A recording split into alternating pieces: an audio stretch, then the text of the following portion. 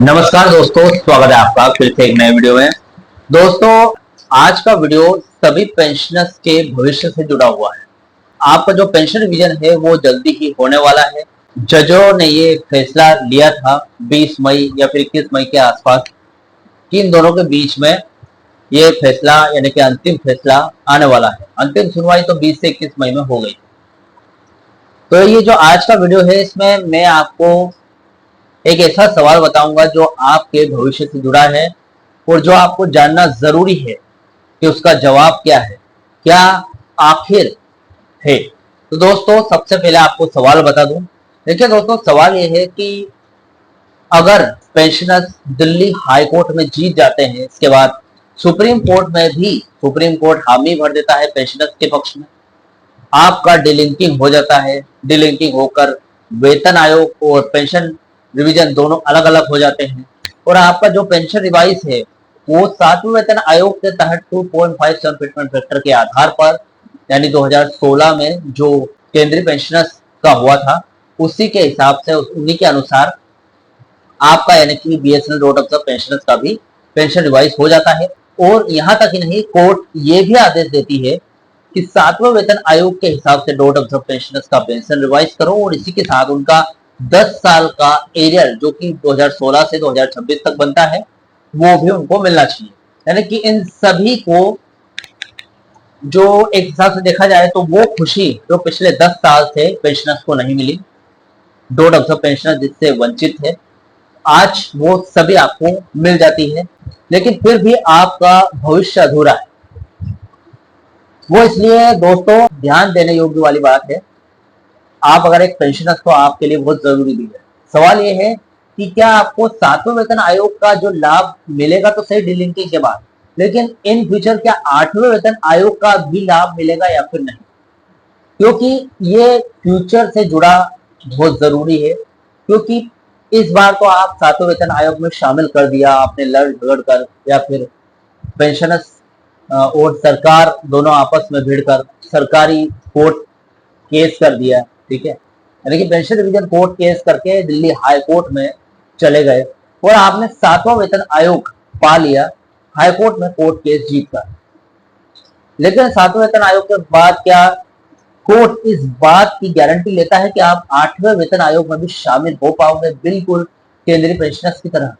तो आज इस वीडियो में आपको इस डाउट को क्लियर करने वाला हूं। सबसे पहले अगर आप मुझसे जुड़ना चाहते हो, चैनल पर नए हो तो सब्सक्राइब कर लेना और नोटिफिकेशन जरूर ऑन कर देना, बेल नोटिफिकेशन, ताकि मैं जब भी कोई नया वीडियो अपलोड करूं आपको सबसे पहले मिले।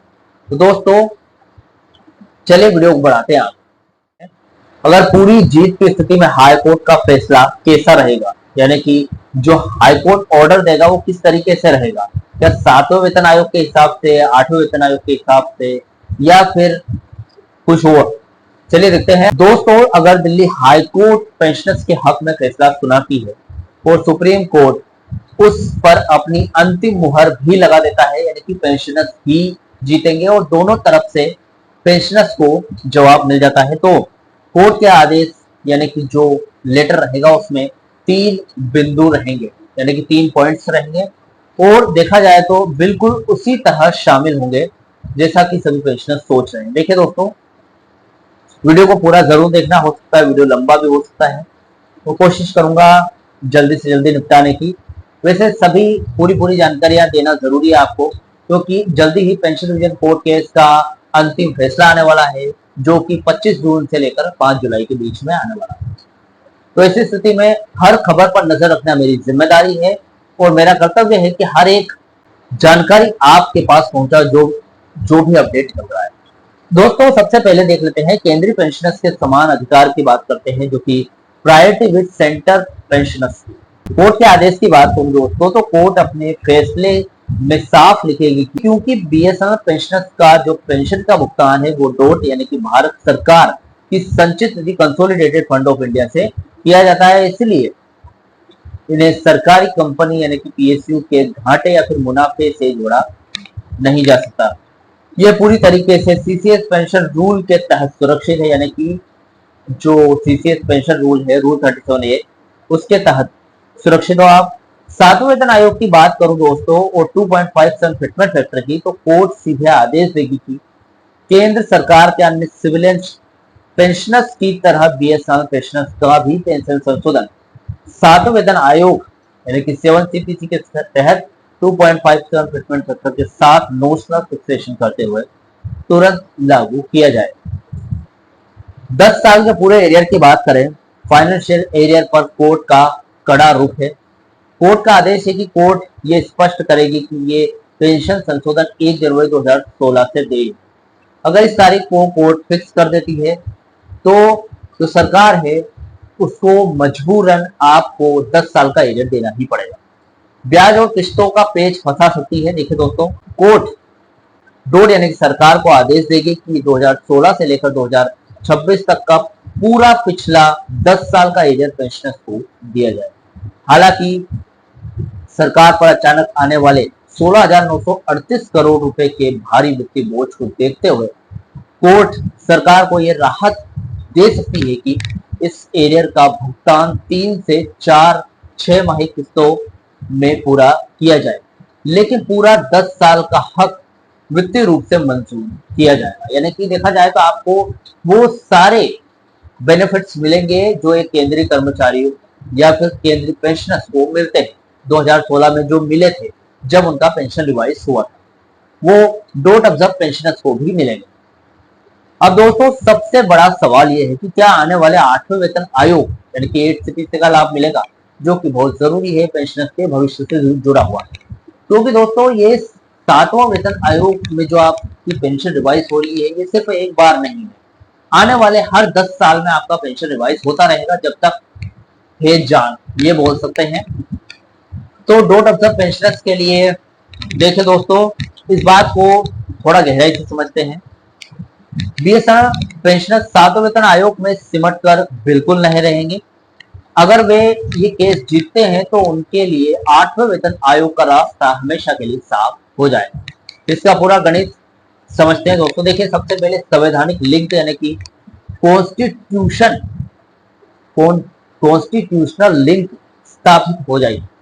अब केस देखिए, इस कोर्ट केस की जीत का सबसे बड़ा फायदा ये होगा कि अदालती तौर पर बीएसएनएल पेंशनर्स का नाता हमेशा के लिए केंद्रीय वेतन आयोग यानी कि सेंट्रल पे कमीशन से पक्के तौर पर जुड़ जाएगा। दोस्तों, एक बार जब डोट यानी कि सरकार कोर्ट के आदेश पर 7वें वेतन आयोग 7 सीपीसी के तहत आपकी पेंशन 2.57 फिटमेंट फैक्टर के साथ रिवाइज कर देगा, तो आपका बेस पेंशन पूरी तरीके से केंद्र सरकार के पेंशनर्स के बराबर हो जाएंगे। यानी कि आप भी डोट ऑब्जर्व पेंशनर्स भी केंद्र सरकार के पेंशनर्स के भाई बन जाओगे आप। ठीक है, तो 8वें वेतन 8 सीपीसी का ऑटोमेटिकली लाभ मिलेगा आपको। यहाँ पर आपको किसी से कहलवाने की जरूरत नहीं पड़ेगी कि हम डोट ऑब्जर्व पेंशनर थे, हम डिलिंकिंग होकर आए तो क्या हमें 8वें वेतन आयोग का लाभ मिलेगा। आपको कभी सर्च करने की जरूरत नहीं पड़ेगी इस वीडियो के बाद। दोस्तों देखिए, ये आपको ऑटोमेटिकली मिलने वाला है। भविष्य के नियमानुसार अगर बात करूं तो जब भी केंद्र सरकार देश में 8वें वेतन आयोग का लागू करेगी, जिसकी चर्चाएं बहुत तेज हो चुकी है, मांगे बहुत तेज हो चुकी है, 2026 में जरूर लागू होगा। 2026 के पहले महीने 1 जनवरी 2026 को ऑलरेडी इसकी इफेक्टिव डेट है।